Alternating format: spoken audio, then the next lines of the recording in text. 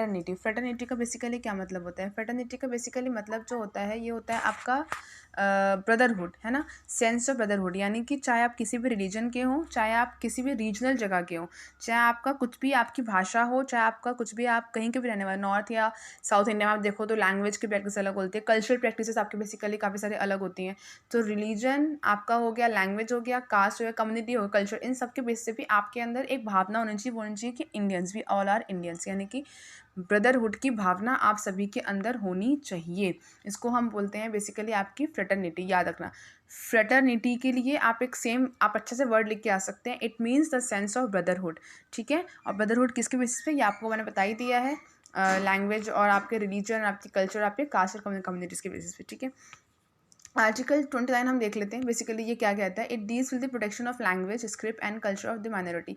यानी कि जो भी माइनर्स हैं, आपको पता है कि ज़्यादातर जो आप अगर जाएंगे साउथ में तो वहाँ पे अलग अलग आपके जैसे उड़ीसा में उड़िया बोली जाती है ना, आपके तमिलनाडु में तमिल बोली जाती है ना, आपके मलयालम लैंग्वेज, तो ये सब लैंग्वेजेस हैं आपके, तो आपको उन सबको रिस्पेक्ट करना है।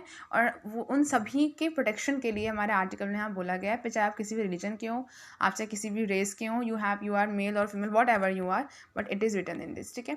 आर्टिकल 30 क्या बोलता है? It is the right to minority community to manage and administer education. बिल्कुल, अगर आप देखेंगे तो जो आप एक माइनर कम्युनिटी है, चाहे वो आपके किसी भी धर्म के हो या फिर किसी भी उसके हो, उन सबको अपने खुद के जो इंस्टीट्यूशंस हैं उनको बनाने की आज़ादी है, यानी कि मदरसे बनाने की आज़ादी है उनको पूरी तरह से, या फिर आपके जो क्रिश्चियंस हैं उनको बनाने की आज़ादी है, हिंदू अगर माइनर होता तो हिंदुओं को बनाने की, यानी कहने का मतलब ये है मेजर माइनर के ऊपर, it's not about minor and major. मैं आपको सिंपल सी बात है सिर्फ इतना कहना चाहती हूँ कि यहाँ पे सिर्फ इतनी सी बात है कि ऐसा सपोज की जाती है कि अगर कोई भी पॉपुलेशन मेजर में होती है तो वो माइनर को दबाव बनाने की कोशिश करती है।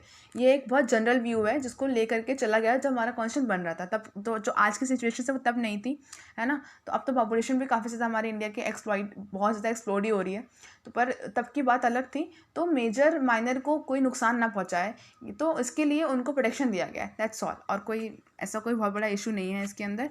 आप किसी भी धर्म से हो, किसी भी जाति से हो, आप अपने खुद की चीज़ों को, मतलब आप अपने खुद के इंस्टीट्यूशन को बना सकते हैं, ठीक है, ऐसी चीज़ है। और इसके अंदर क्या दिया गया है इसके अलावा?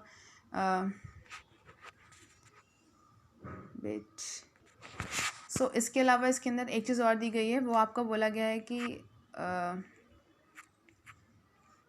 बस right to constitutional remedies, constitution कुछ रेमेडीज़ दी गई हैं। कॉन्स्टिट्यूशनल रेमेडीज़ बेसिकली क्या होती हैं ये हम देख लेते हैं।